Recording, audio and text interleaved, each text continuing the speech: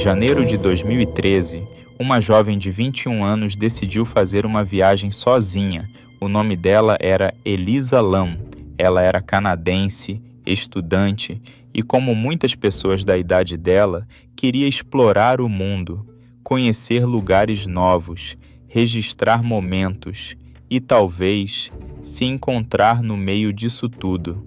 Ela planejou a viagem com cuidado, incluindo várias cidades, e um dos destinos era Los Angeles, uma cidade intensa, cheia de histórias e, em alguns casos, histórias que nem sempre terminam bem.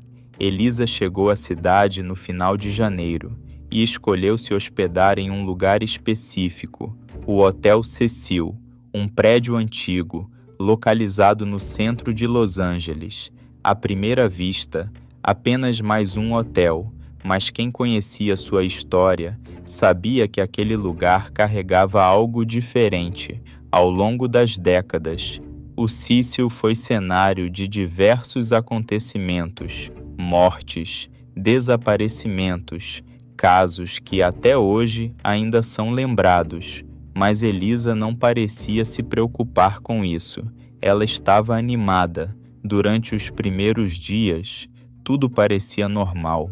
Ela explorava a cidade, visitava pontos turísticos e mantinha contato constante com a família. Postava fotos, escrevia relatos, falava sobre o que estava vivendo. Tudo indicava que a viagem seguia como planejado. Mas havia um detalhe: Elisa não era completamente estável emocionalmente.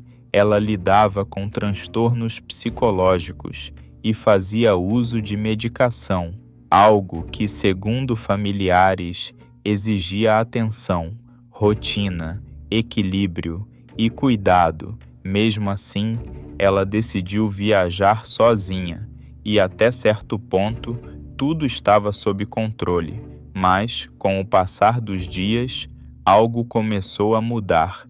Funcionários do hotel notaram um comportamento incomum.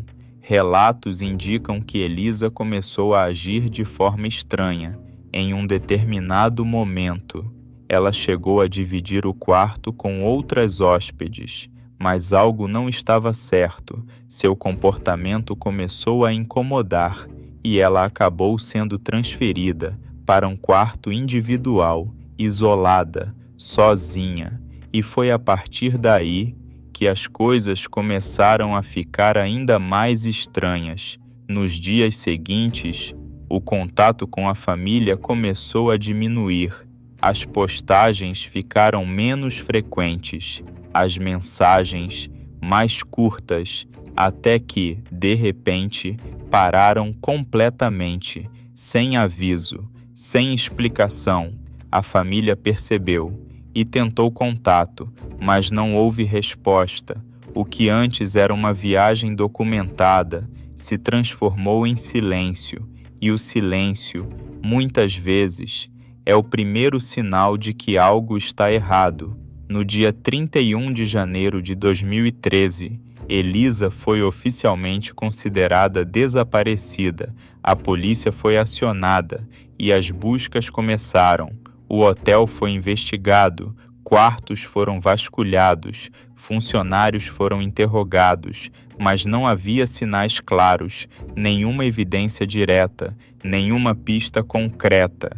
Era como se ela tivesse simplesmente sumido, mas havia algo que ninguém sabia ainda. Algo que mudaria completamente a forma como esse caso seria visto, porque dias depois, um registro apareceu, um vídeo, uma gravação de poucos minutos, mas que, até hoje, continua sendo uma das imagens mais perturbadoras já registradas. E tudo aconteceu dentro de um elevador.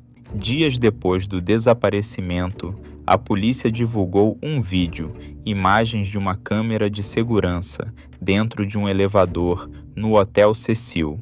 O objetivo era simples: alguém poderia reconhecer Elisa, alguém poderia ter visto algo, mas o que aquelas imagens mostraram foi muito além disso.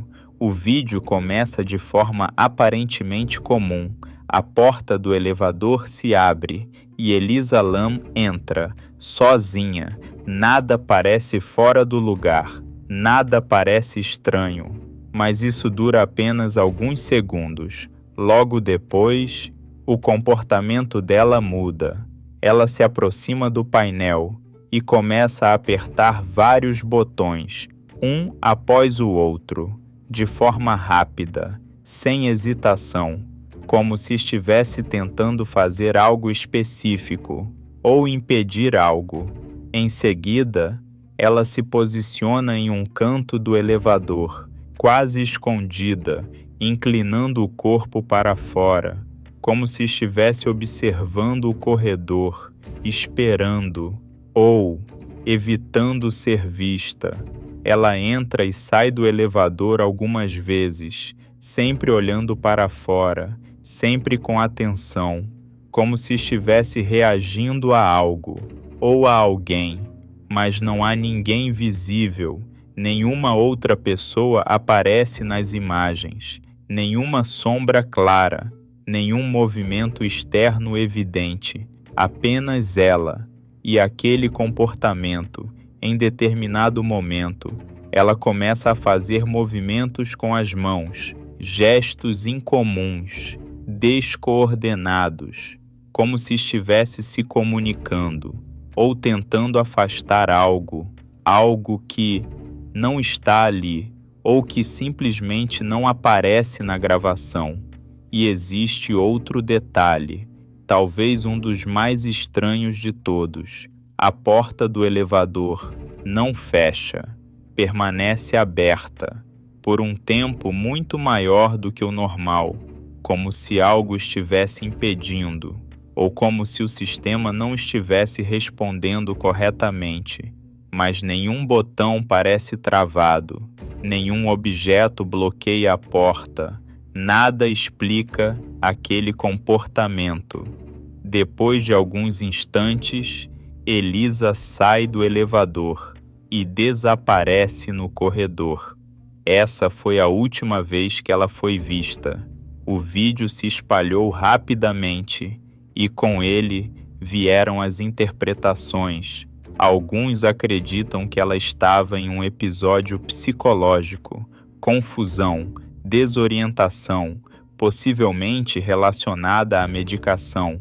Outros acreditam que havia alguém ali, fora do campo da câmera, alguém que ela via, alguém que a fazia reagir daquela forma, mas há quem vá além, que questione o próprio comportamento do elevador, o tempo da porta aberta, a sequência dos botões, os movimentos, como se algo naquele vídeo não estivesse funcionando como deveria, como se aquela cena não fosse apenas uma gravação comum.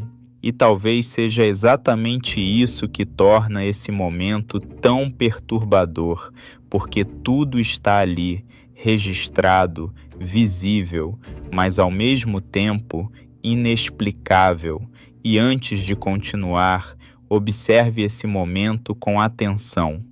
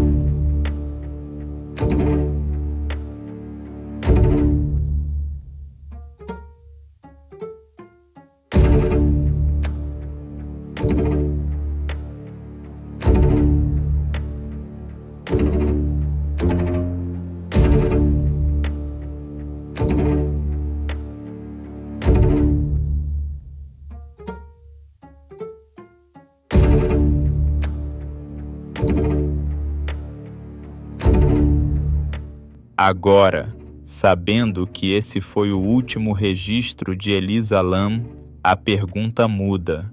Não é mais apenas onde ela está, mas o que exatamente estava acontecendo naquele momento, porque depois daquele elevador não houve mais imagens, não houve mais registros, apenas silêncio e um desaparecimento que, até ali, ainda não tinha nenhuma explicação, mas o que viria depois tornaria tudo ainda mais estranho, porque o corpo de Elisa seria encontrado em um lugar onde, teoricamente, ela não deveria estar, e com detalhes que, até hoje, não fazem sentido. Depois da divulgação do vídeo, o caso ganhou uma dimensão completamente diferente. As imagens estavam por toda parte, na internet, na televisão, em discussões que tentavam entender o que ninguém conseguia explicar.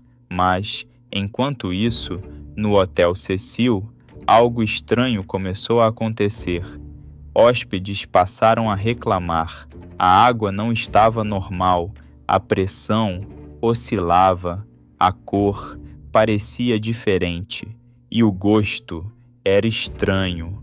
Alguns disseram que a água tinha um sabor metálico, outros relataram um cheiro incomum. No início, parecia um problema comum, algo técnico, mas as reclamações começaram a aumentar. E foi então que um funcionário do hotel foi enviado para verificar o sistema.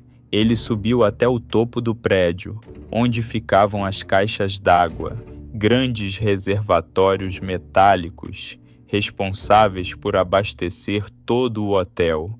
O acesso não era simples. Era necessário subir por áreas restritas, subir escadas, passar por espaços que não eram destinados a hóspedes. Mas ele chegou lá e foi naquele momento que tudo mudou.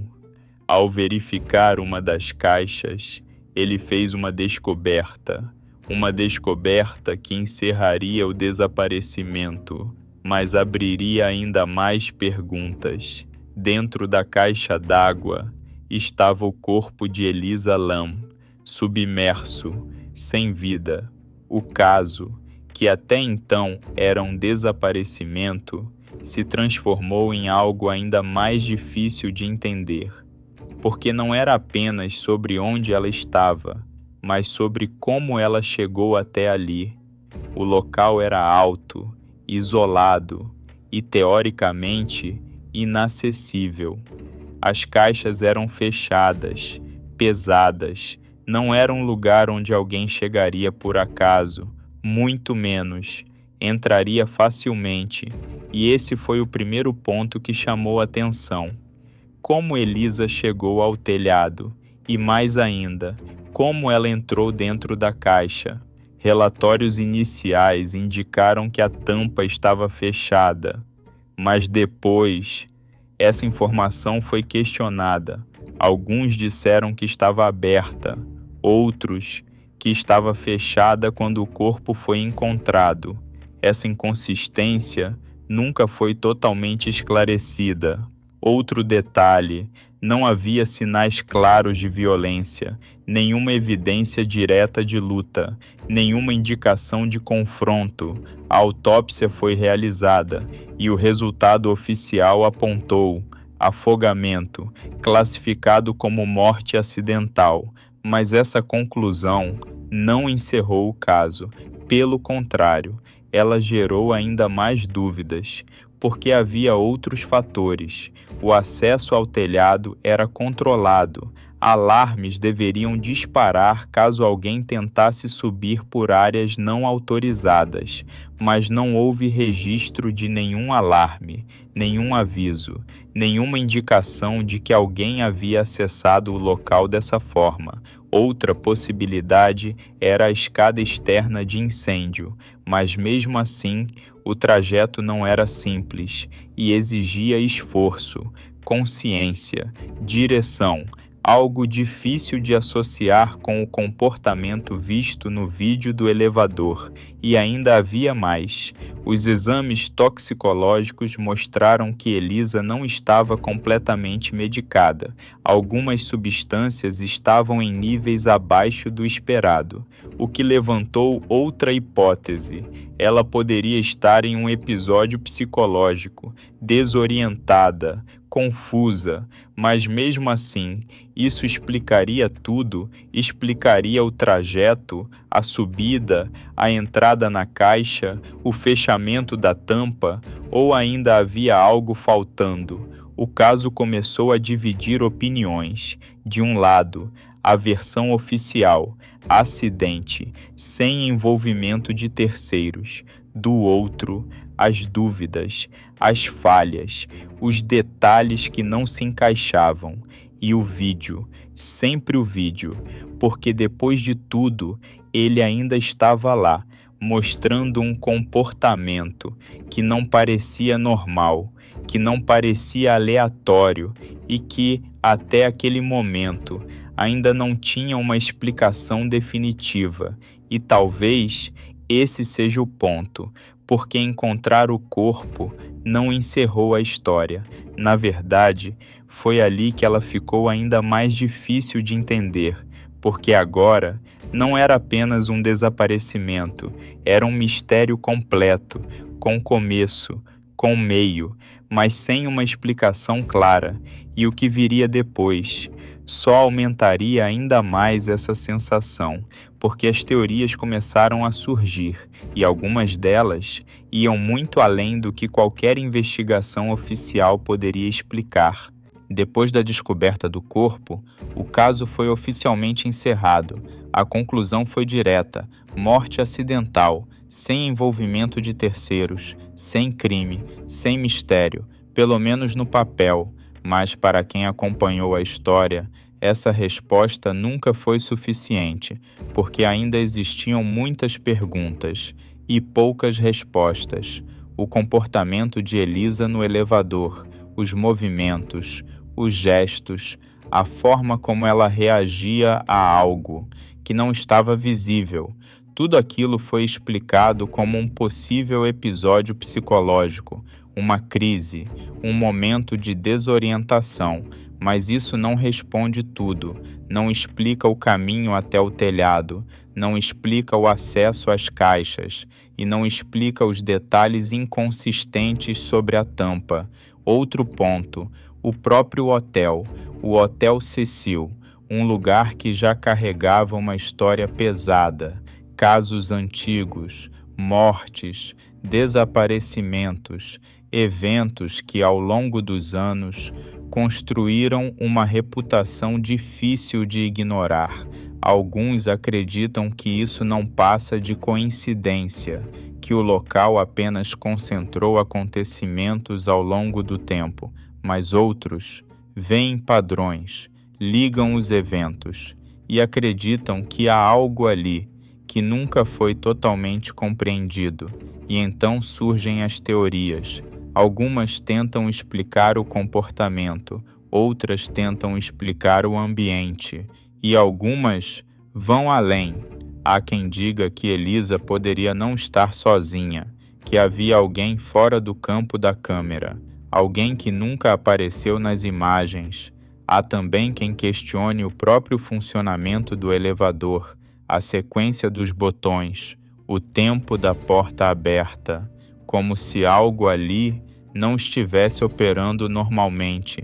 E existe uma teoria ainda mais perturbadora, a de que Elisa pode ter sido influenciada, não necessariamente por alguém visível, mas por algo que afetou sua percepção, sua consciência, algo que a levou até aquele lugar, sem que ela tivesse total controle.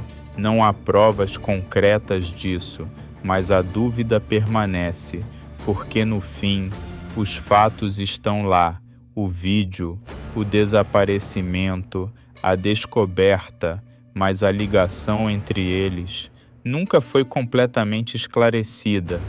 E talvez seja exatamente isso que mantém esse caso vivo até hoje, porque ele não termina, ele apenas para, sem uma conclusão definitiva, sem uma explicação que convença completamente, e com um detalhe que continua incomodando, a sensação de que há algo faltando, algo que não foi visto ou que não foi registrado, porque no fim não é apenas sobre o que aconteceu com Elisa Lam, mas sobre o que aquele vídeo mostra e sobre tudo aquilo que ele não mostra.